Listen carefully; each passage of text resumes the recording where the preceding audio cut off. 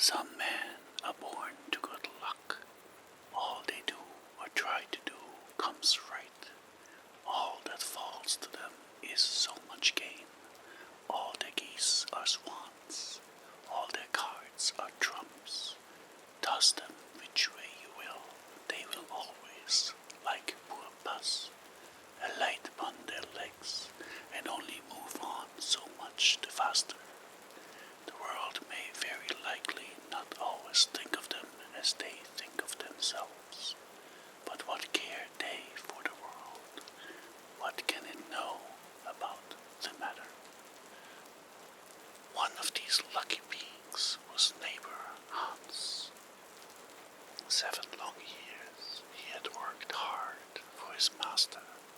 At last he said, "Master, my time is up. I must go home and see my poor mother once more, so pay me my wages and let me go." And the master said, "You have been a faithful and good servant, Hans, so your pay shall be handsome." Then he gave him a lump of silver as big as his head.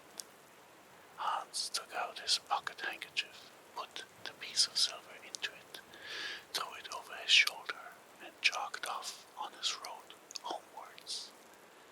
As he went lazily on, dragging one foot after another, a man came in sight, trotting gaily along on a capital horse. "Ah," said Hans out loud, "what a fine thing it is to ride on horseback. There he sits as easy and happy as if he was at home, in the chair by his fireside. He traps against no stones, saves shoe leather, and gets on he hardly knows how." Hans did not speak so softly, but the horseman heard it all and said, "Well, friend, why do you go on foot then?" "Ah," said he, "I have this load to carry. To be sure it is silver, but it is so heavy that I can't hold up my head, and you must know it hurts my shoulders sadly. What do you say of making an exchange?" said the horseman. "I will give you my horse, and you shall give me the silver, which will save you a great deal of trouble in carrying such a heavy load about you."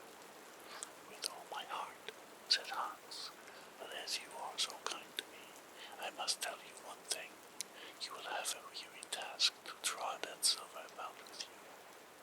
However, the horseman got off, took the silver, helped Hans up, and gave him the bridle into one hand and the whip into the other, and said, "When you want to go first fast, smack your lips loudly together and cry, 'Yip.'" Hans was delighted as he sat on the horse, drew himself up, squared his elbows, turned out his toes, cracked his whip, and rode merrily off, 1 minute whistling a merry tune, and the other singing, "No care and no sorrow, a fig for the morrow, will laugh and be merry, sing thy down derry."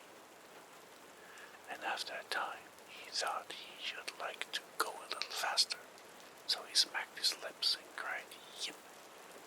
Away went the horse full gallop, and before Hans knew what he was about, he was thrown off and lay on his back by the roadside. His horse would have ran off if a shepherd who was coming by driving a cow had not stopped. Hans soon came to himself and got upon his legs again, sadly vexed, and said to the shepherd, "This riding's no joke. When a man has the luck to get upon a beast like this, that stumbles and fling him off as if it would break his neck. However, I'm off now once fall. I like your cow now a great deal better than this smart beast that played me this trick, and has spoiled my best coat. You see, in this battle, which by the by smells not very like a nosegay, one can walk along at one's leisure behind that cow, keep good company, and have milk, butter, and cheese every day into the bargain. What would I give to have such a prize?" "Well," said the shepherd,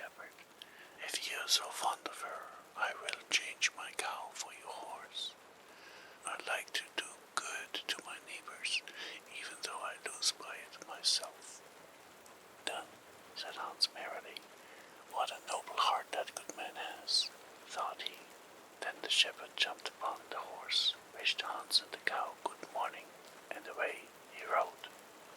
Hans brushed his coat, wiped his face and hands, rested a while, and then drove off his cow quietly, and thought his bargain a very lucky one. If I have only a piece of bread, and I certainly shall always be able to get that, I can, whenever I like, eat my butter and cheese with it, and when I'm thirsty I can milk my cow and drink the milk, and what can I wish for more?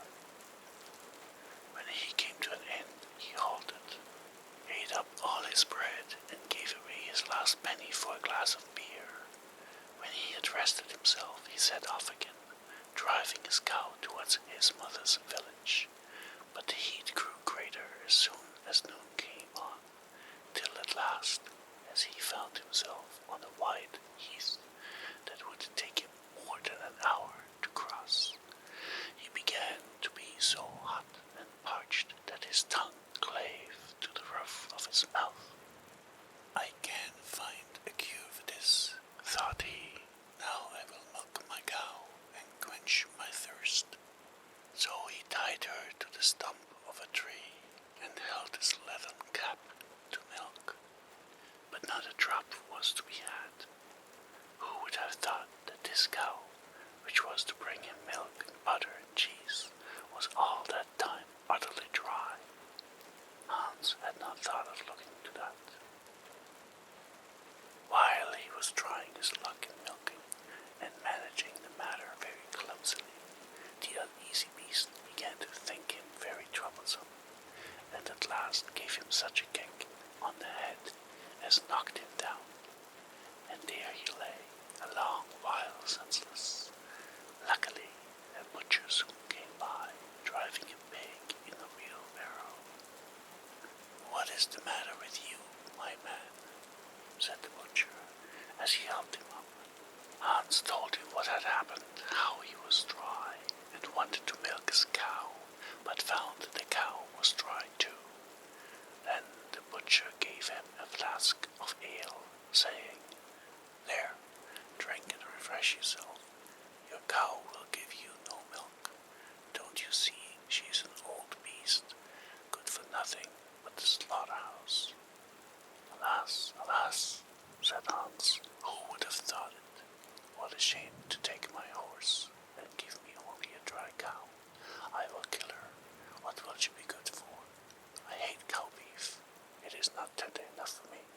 If it were a pig now, like that fat gentleman you are driving along at his ease, one could do something with it. It would at any rate make sausages." "Well," said the butcher, "I don't like to say no when one is asking to do a kind, neighborly thing.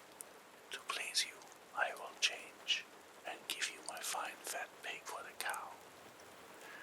"Heaven reward you for your kindness and self-denial," said Hans, as he gave the butcher the cow, and taking the pig off the wheelbarrow, drove it away, holding it by the string that was tied to its leg. So on he jogged, and all seemed now to go right with him. He had met with some misfortunes, to be sure, but he was now well repaid for all.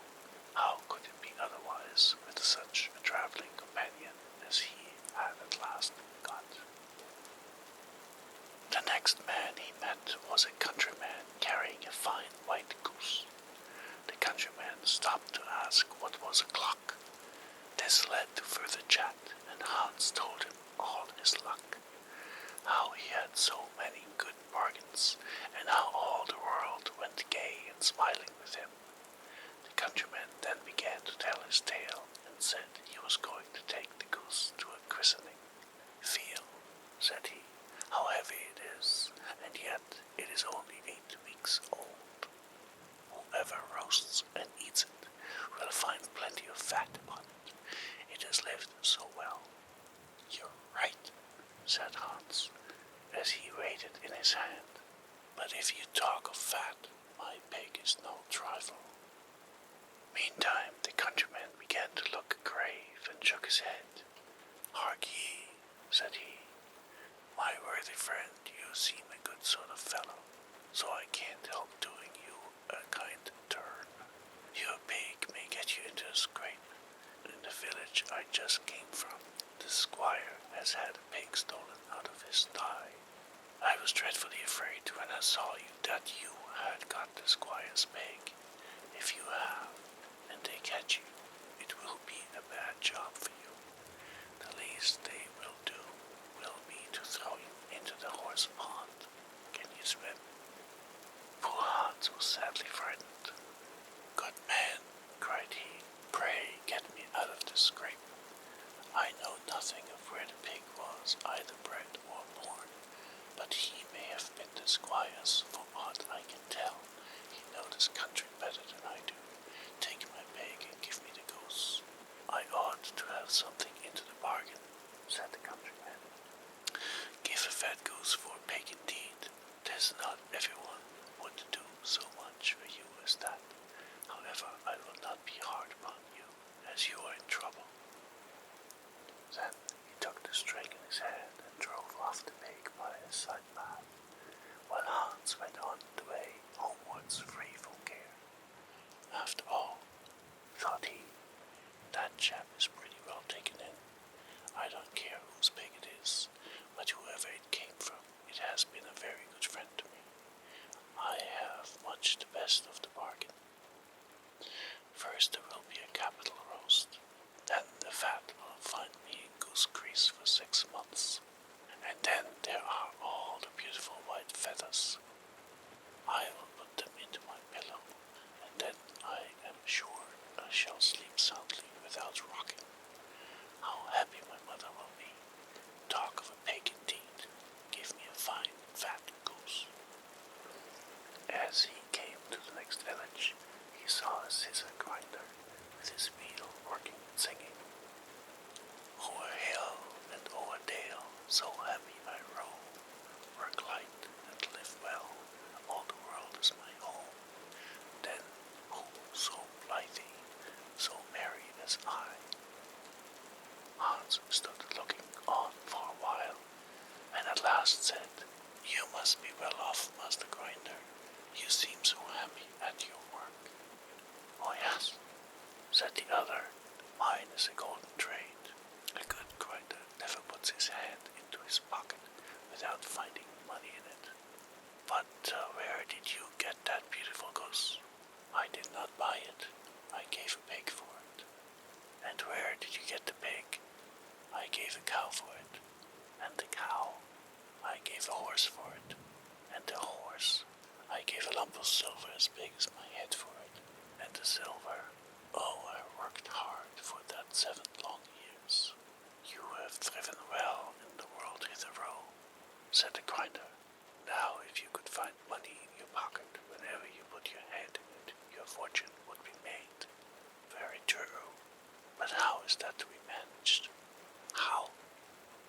Why, you must turn grinder like myself, said the other. You only want a grindstone, the rest will come of itself. Here is one that is but a little worse for wear. I would not ask more than the value of your goose for it. Will you buy? How can you ask? Said Hans. I should be the happiest man in the world if I could have money whenever I put my hand in my pocket. What could I want more? There is the goose. Now, said the grinder, as he gave him a common rough stone that lay by his side, this is the most capital stone. Do but work it well enough, and you can make an old nail cut with it. Hans took the stone and went his way with a light heart. His eyes sparkled for joy, and he said to himself, Surely I must have been born in a lucky hour. Everything I could want or wish for comes of itself. People are so kind, they seem really to think I do them a favor in letting them make me rich and giving me good bargains.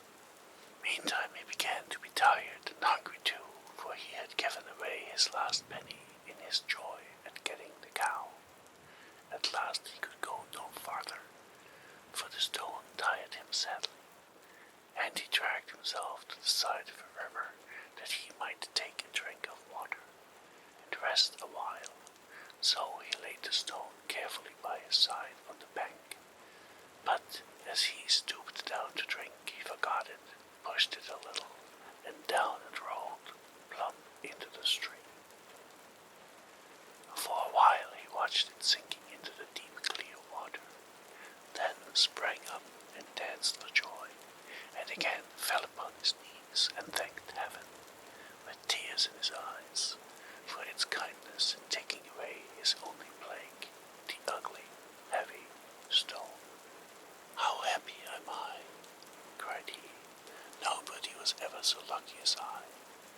Then up he got with a light heart, free from all his troubles, and walked on till he reached his mother's house, and told her how very easy the road to good luck was.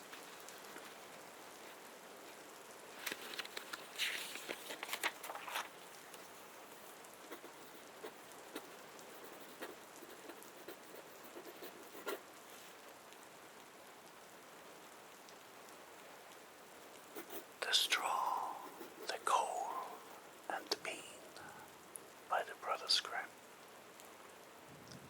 In a village dwelt a poor old woman who had gathered together a dish of beans and wanted to cook them. So she made a fire on her hearth, and that it might burn the quicker, she lighted it with a handful of straw.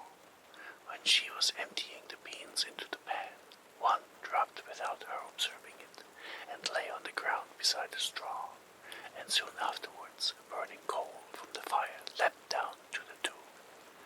The straw began and said, "Dear friends, from whence do you come here?" The coal replied, "I fortunately sprang out of the fire, and if I had not escaped by sheer force, my death would have been certain. I should have been burned to ashes." The bean said, "I too have escaped with a whole skin, but if the old woman had got me into the pan, I should have been made into broth without any mercy, like my comrades." "And would a better fate have fallen to my lot?" said the straw. "The old woman has destroyed all my brethren in fire and smoke. She seized 60 of them at once and took their lives. I luckily slipped through her fingers." "But what are we to do now?" said the coal. "I think," answered the bean, "that we have so fortunately escaped death, we should keep together like good companions, and lest a new mischance should overtake us here, we should go away together and repair to a foreign country." The proposition pleased the two others, and they set out on their way together. Soon, however, they came to a little brook, and as there was no bridge or footplank, they did not know how they were to get over it. The straw hit on a good idea and said, "I will lay myself straight across, and then you can walk over on me as on a bridge." The straw therefore stretched itself from one bank to the other, and the coal, who was of an impetuous disposition, tripped quite boldly on to the newly built bridge. But when she had reached the middle and heard the water rushing beneath her, she was after all afraid, and stood still and ventured no farther. The straw, however, began to burn, broke into pieces, and fell into the stream. The coal slipped after her, hissed when she got into the water, and breathed her last. The bean, who had prudently stayed behind on the shore, could not but laugh at the event, was unable to stop, and laughed so heartily that she burst. It would have been all over with her, likewise, if, by good fortune, a tailor who was travelling in search of work had not sat down to rest by the brook. As he had a compassionate heart, he pulled out his needle and thread and sewed her together. The bean thanked him most prettily, but as the tailor used black thread, all beans since then have a black seam.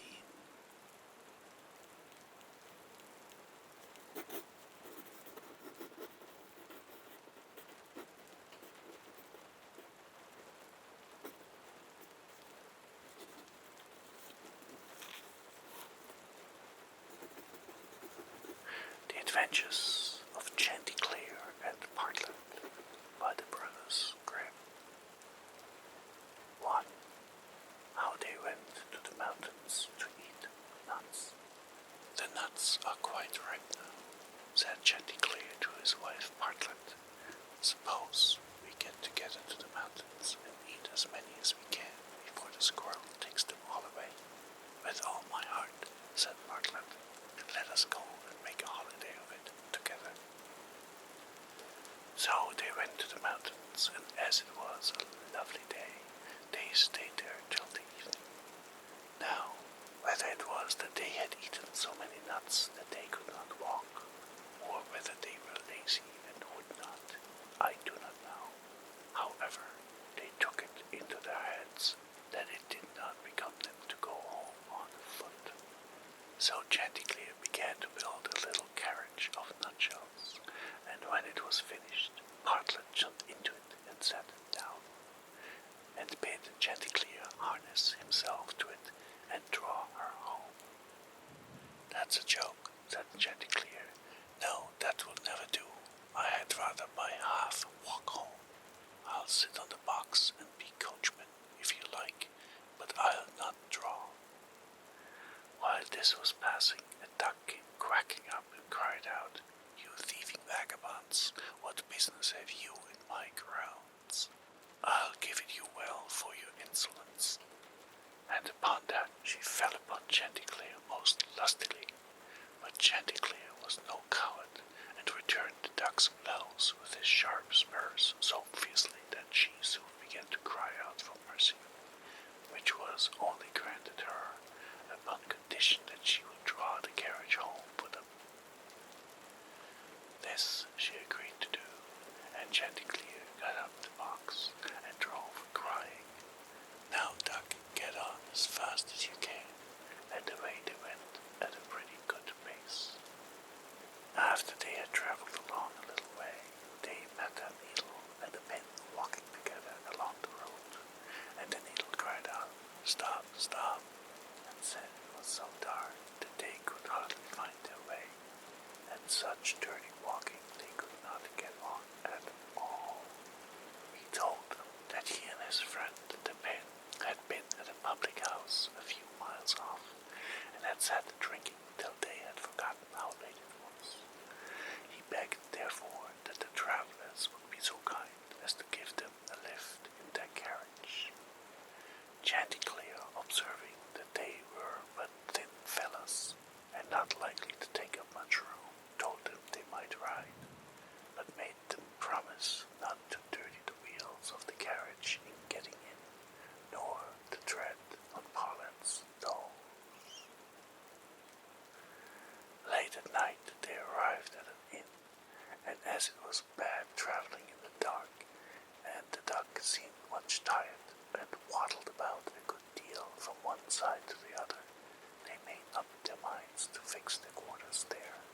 But the landlord at first was unwilling, and said his house was full, thinking they might not be very respectable company. However, they spoke civilly to him, and gave him the egg which Partlet had laid by the way, and said they would give him the duck, who was in the habit of laying one every day. So at last he let them come in, and they bespoke a handsome supper, and spent the evening very jollily. Early in the morning, before it was quite light, and when nobody was stirring in the inn, Chanticleer awakened his wife, and fetching the egg, they pecked a hole in it, ate it up, and threw the shell into the fireplace. They then went to the pin and needle, who were fast asleep, and seizing them by the heads, stuck one into the landlord's easy chair, and the other into his handkerchief, and having done this, they crept away as softly as possible. However, the duck, who slept in the open air in the yard, heard them coming, and jumping into the brook, which ran close by the inn, soon swam out of their reach. An hour or two afterwards, the landlord got up and took his handkerchief to wipe his face, but the pin ran into him and pricked him. Then he walked into the kitchen to light his pipe at the fire, But when he stirred it up, the eggshells flew into his eyes and almost blinded him. "Bless me," said he. "All the world seems to have a design against my head this morning." And so saying, he threw himself sulkily into his easy chair. But oh dear, the needle ran into him, and this time the pain was not in his head. He now flew into a very great passion, and suspecting the company who had come in the night before, he went to look after them, but they were all off. So he swore that he never again would take in such a troop of vagabonds who ate a great deal, made no reckoning, and gave him nothing for his trouble but their apish tricks. 2. How Chanticleer and Partlet went to visit Mr. Corbis. Another day, Chanticleer and Partlet wished to ride out together, so Chanticleer built a handsome carriage with 4 red wheels and harnessed 6 mice to it, and then he and Partlet got into the carriage, and away they drove. Soon afterwards, a cat met them and said, "Where are you going?" And Chanticleer replied, "All on your way, a visit to pay to Mr. Corbis the fox today." Then the cat said, "Take me with you." Chanticleer said, "With all my heart, get up behind, and be sure you do not fall off. Take care of this handsome coach of mine, nor dirty my pretty red wheels so fine. Now, mice, be ready, and wheels run steady, for we are going a visit to pay to Mr. Corbis the fox today." Soon after came up a millstone, an egg, a duck, and a pin, and Chanticleer gave them all leave to get into the carriage and go with them.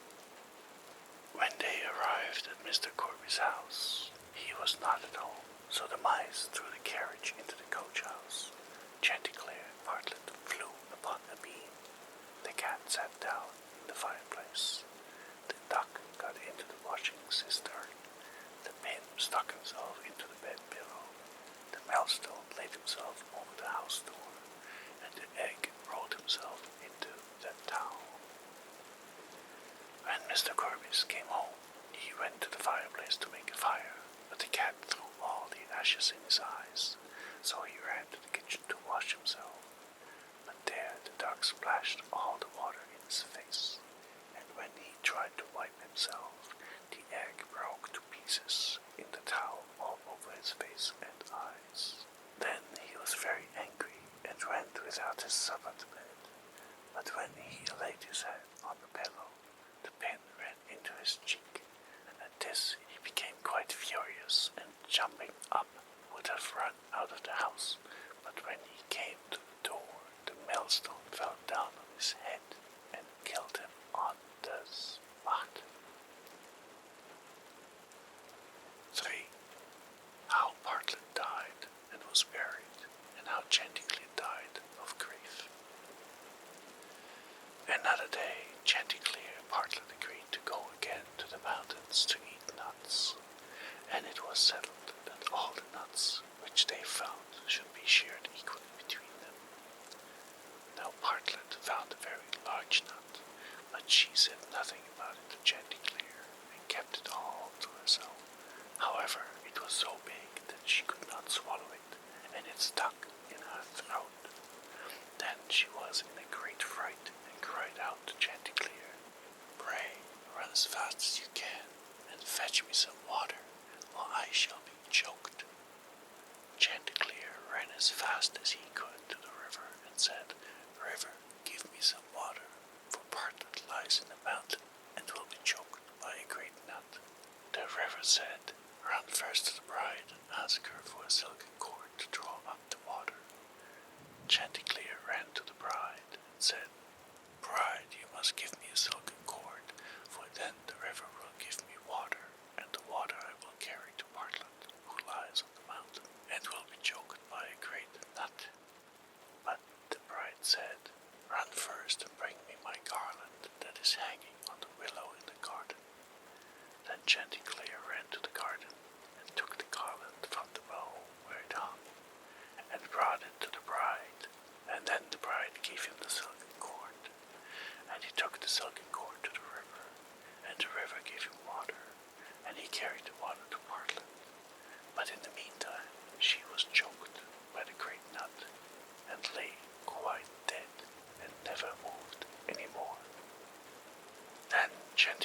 was very sorry, and cried bitterly, and all the beasts came and wept with him over poor Partlet, and 6 mice built a little hearse to carry her to her grave, and when it was ready they harnessed themselves before it, and Chanticleer drove them.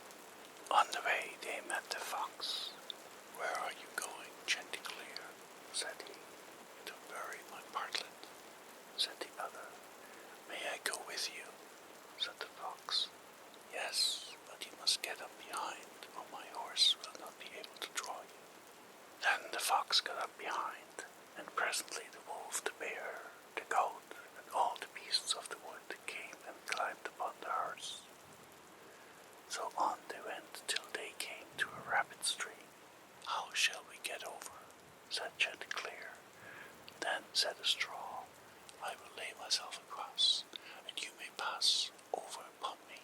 But as the mice were going over, the straw slipped away and fell into the water, and the 6 mice all fell in and were drowned. What was to be done? Then a large log of wood came and said, "I am big enough. I will lay myself across the stream, and you shall pass over upon me." So he lay himself down, but they managed so clumsily that the log of wood fell in and was carried away by the stream. Then a stone, who saw what had happened, came up and kindly offered to help poor Chanticleer by laying himself across the stream, and this time he got safely to the other side with the hearse, and managed to get Partlet out of it, but the fox and the other mourners who were sitting behind were too heavy, and fell back into the water, and were all carried away by the stream and drowned. Thus Chanticleer was left alone with his dead Partlet, and having dug a grave for her, he laid her in it, and made a little hillock over her. Then he sat down by the grave, and wept and mourned, till at last he died too, and so all were dead.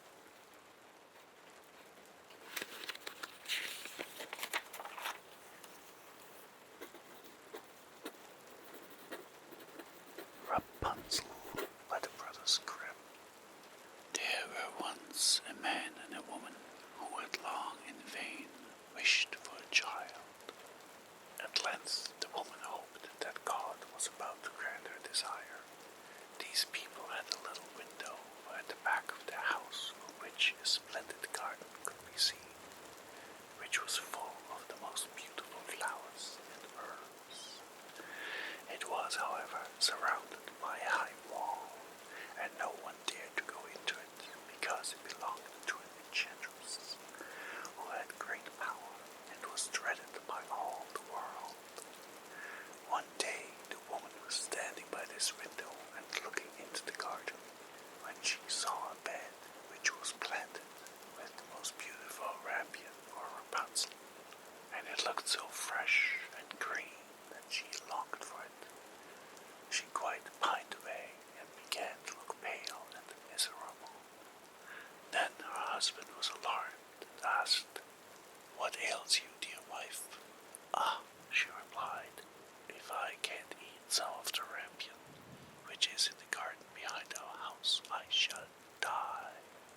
The man who loved her thought, "Sooner than let your wife die, bring her some of the rampion yourself, let it cost what it will." At twilight he clambered down over the wall into the garden of the enchantress, hastily clutched a handful of rampion, and took it to his wife. She at once made herself a salad of it, and ate it greedily. It tasted so good to her, so very good, that the next day she longed for it 3 times as much as before. If he was to have any rest, her husband must once more descend into the garden. In the gloom of evening, therefore, he let himself down again, but when he had clambered down the wall, he was terribly afraid, for he saw the enchantress standing before him. "How can you dare," said she with angry look, "descend into my garden, steal my rampion like a thief? You shall suffer." answered he, let mercy take the place of justice. I only made up my mind to do it out of necessity. My wife saw your rampion from the window and felt such a longing for it that she would have died if she had not got some to eat. Then the enchantress allowed her anger to be softened and said to him, if the case be as you say, I will allow you to take away with you as much rampion as you will. Only I make one condition. You must give me the child which your wife will bring into the world. It shall be well treated, and I will care for it like a mother. The man, in his terror, consented to everything, and when the woman was brought to the bed, the enchantress appeared at once, gave the child the name of Rapunzel, and took it away with her.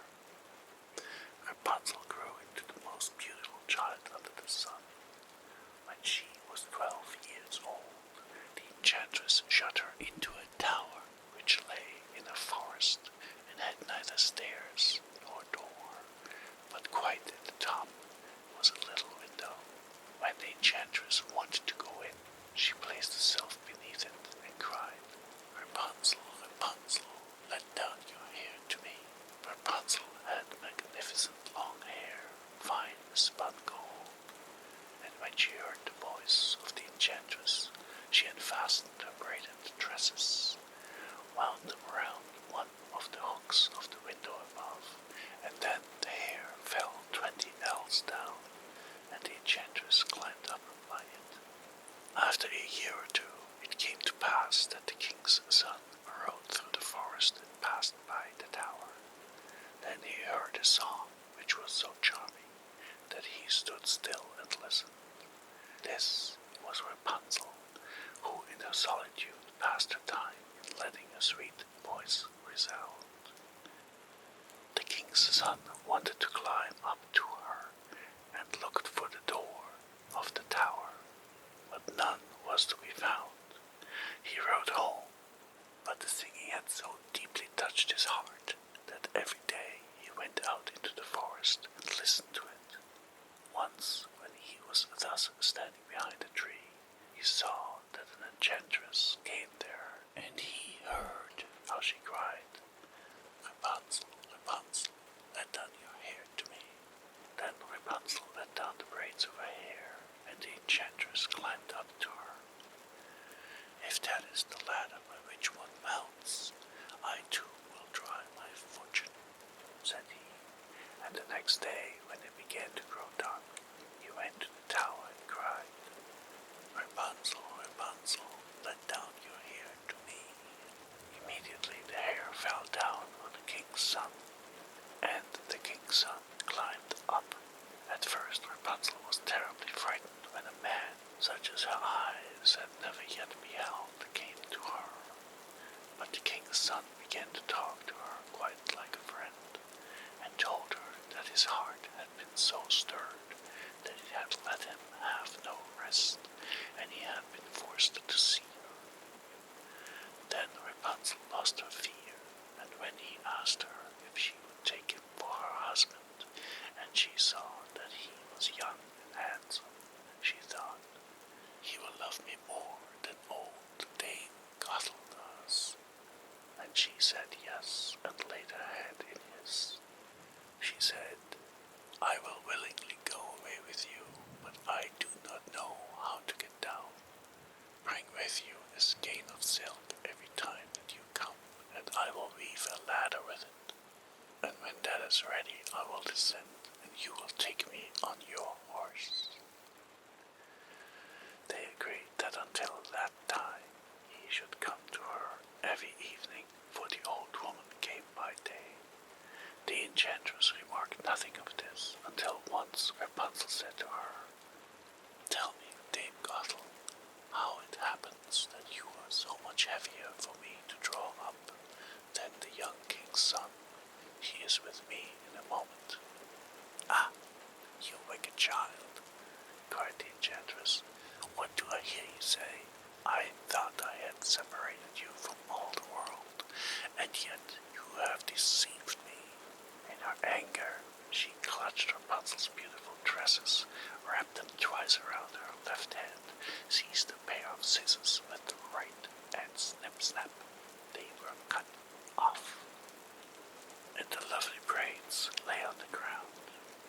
she was so pitiless that she took poor Rapunzel into a desert where she had to live in great grief and misery.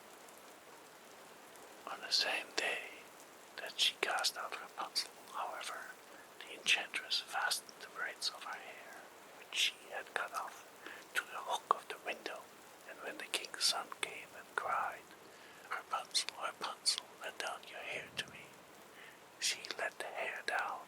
The king's son ascended, but instead of finding his dearest Rapunzel, he found the enchantress, who gazed at him with wicked and venomous looks. "Ah, ha!" she cried mockingly. "You would fetch your dearest, but the beautiful bird sits no longer singing in the nest. The cat has got it, and will scratch out your eyes as well. Rapunzel is lost to you. You will never see her again." The king's son was beside himself with pain, and in his despair he leapt down from the tower. He escaped with his life, but the thorns into which he fell pierced his eyes. Then he wandered quite blind about the forest, nothing but roots and berries, and did not but lament and weep over the loss of his dearest wife. Thus he roamed about in misery for some years, and at length came to the desert where Rapunzel, with the twins to which she had given birth, a boy and a girl, lived in wretchedness. He heard a voice, and it seemed so familiar to him that he went towards it, and when he approached, Rapunzel knew him and fell on his neck and wept. Two of her tears wetted his eyes, and they grew clear again, and he could see with them as before. He led her to his kingdom, where he was joyfully received, and they lived for a long time afterwards, happy and content.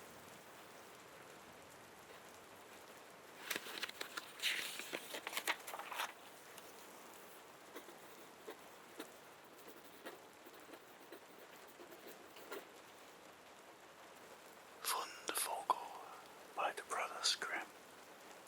There was once a forester who went into the forest to hunt, and as he entered it, he heard a sound of screaming as if a little child were there. He followed the sound and at last came to a high tree, and at the top of this a little child was sitting, for the mother had fallen asleep under the tree with the child, and a bird of prey had seen it in her arms, had flown down, snatched it away, and set it on the high tree. The forester climbed up, brought the child down, and thought to himself, "You will take him home with you and bring him up with Jelena." He took it home, therefore, and the two children grew up together, and the one which he had found on a tree was called Fundevogel, because a bird had carried it away. Fundevogel and Lena loved each other so dearly that when they did not see each other, they were sad.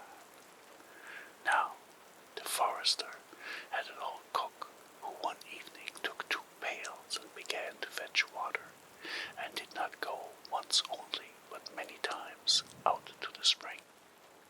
Lena saw this and said, "Listen, old Sanna, why are you fetching so much water? If you will never repeat it to anyone, I will tell you why."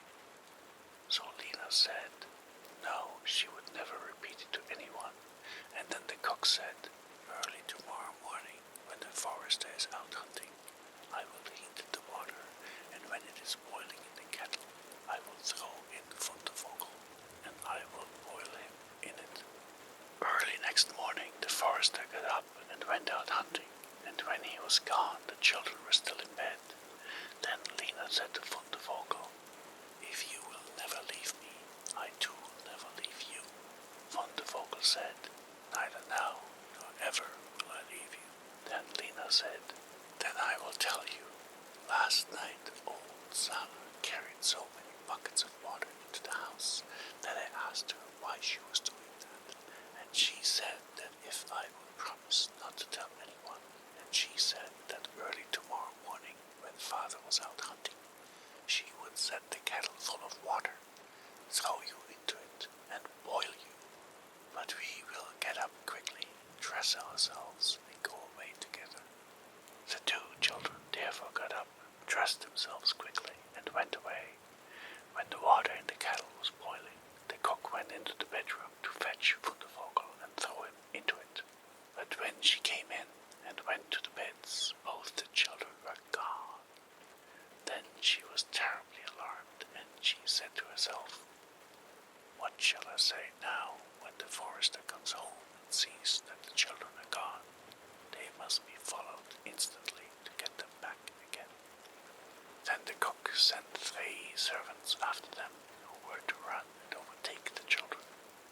The children, however, were sitting outside the forest, and when they saw from afar the 3 servants running, Lena said to Fundevogel, "Never leave me, and I will never leave you." Fundevogel said, "Neither now nor ever." Then said Lena, "Do you become a rose tree, and I the rose upon it?" Then the 3 servants came to the forest. Nothing was there but a rose tree and 1 rose on it, but the children were nowhere. Then said they, "There is nothing to be done here," and they went home, told the cook that they had seen nothing in the forest but a little rose bush with 1 rose on it. Then the old cook scolded and said, "You simpletons, you should have cut the rose bush in 2 and have broken off the rose and brought it home with you. Go and do it at once." They had therefore to go out and look for the 2nd time. The children, however, saw them coming from a distance. Then Lena said, "Fundevogel, never leave me, and I will never leave you." Fundevogel said, "Neither now nor ever." Said Lena, "Then do you become a church, and I will be the chandelier in it." So when the 3 servants came, nothing was there but a church with a chandelier in it.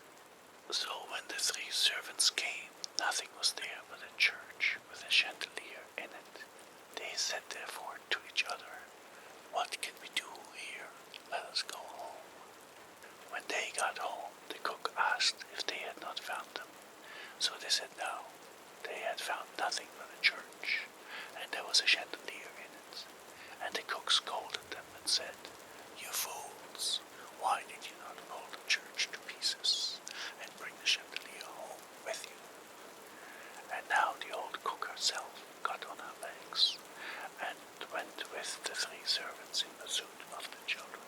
The children, however, saw from afar that the 3 servants were coming, and the cook waddling after them. Then said Lena, "Fundevogel, never leave me, and I will never leave you." Then said Fundevogel, "Neither now nor ever." Said Lena, "Be a fish pond, and I will be the duck upon it." The cook, however, came up to them, and when she saw the pond, she lay down by it, and was about to drink it up. But the duck swam quickly to her, seized her head in its beak, and threw her into the water. And there the old witch had